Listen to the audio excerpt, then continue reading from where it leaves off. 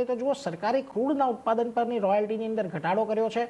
આને કારણે આજે ONGC અને ઓઇલ ઇન્ડિયામાં તેજી છે. તો કેટલો ઘટાડો થયો છે અને કેમ તેજી છે તેની વિગત લઈએ સહયોગી શ્રદ્ધા પાસેથી. જી શ્રદ્ધા, જણાવો શું ખાસ વિગત ઓવરઓલ આ રોયલ્ટીના ઘટાડાને લઈને? જી, તો સરકારે રોયલ્ટી રેટ્સમાં ઘટાડો કર્યો છે. ખાસ કરીને નેચરલ ગેસ અને ક્રૂડ પરની રોયલ્ટીમાં ઘટાડો કરવામાં આવ્યો છે. હવે આનાથી અપસ્ટ્રીમ કંપનીઓને ફાયદાની વાત કરીએ તો ક્રૂડ રોયલ્ટીમાં ઓનશોરની વાત કરીએ તો પહેલાં જે 16.66% હતું એની સામે હવે 10% થયું છે.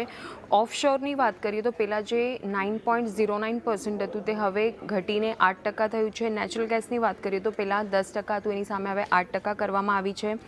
અન્ય GST આધારિત બચત ઉત્પાદકોને 18% જેટલો આનાથી લાભ થઈ શકે છે. અને વેદાંતા રાજસ્થાન ફિલ્ડની રોયલ્ટી જે છે તે 16.67%થી ઘટીને 10.6% થશે.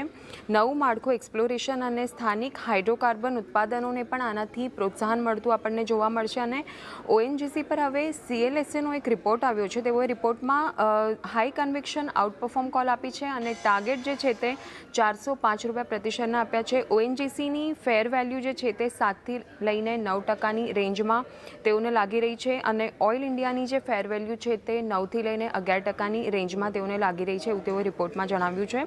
અને અપસ્ટ્રીમના ટેક્સમાં વધારાના ભય પણ દૂર થયા છે એવું પણ તેમને રિપોર્ટમાં જણાવ્યું છે. આનાથી જે ક્રૂડની રોયલ્ટી જે ઘટાડવામાં આવી છે તેનાથી ONGC તેમજ ઓઇલ ઇન્ડિયા પર આજે આપણને સારી એવી આના લીધે ખરીદદારી જોવા મળી રહી છે.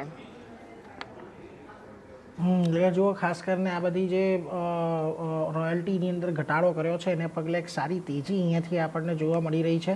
એટલે ખાસ ધ્યાન રાખતા રહીશું એના પર. આભાર શ્રદ્ધા, અમારી સાથે જોડાઈને સમગ્ર વિગત આપવા માટે. એટલે જુઓ, આજના